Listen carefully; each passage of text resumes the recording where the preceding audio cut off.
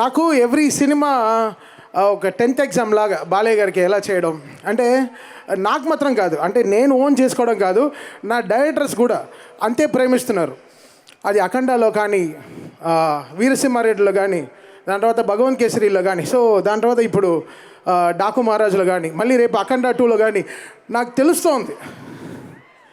అంటే డాకు మహారాజు తీసుకొచ్చి ఇక్కడ ఆపింది, అఖండ 2 ఏం చేస్తుందో నాకు తెలుస్తోంది. అసలు మామూలుగా ఉండదు. మీరు ముందరే ప్రిపేర్ అవ్వండి, అయిపోండి. మామూలు కసిగలేడు అక్కడ బోయపాటి గారు, అసలు మామూలు కసిగలేడు. ఇంటర్వెల్కే ఇచ్చేయచ్చు, మొత్తం డబ్బు ఇచ్చేయచ్చు.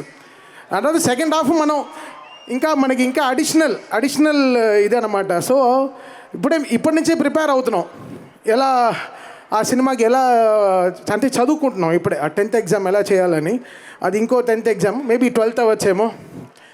సో అది మాకు బాలయ్య గారు అంటే అంత గుండెల్లో అంత మాకు ప్రేమ, మర్యాద.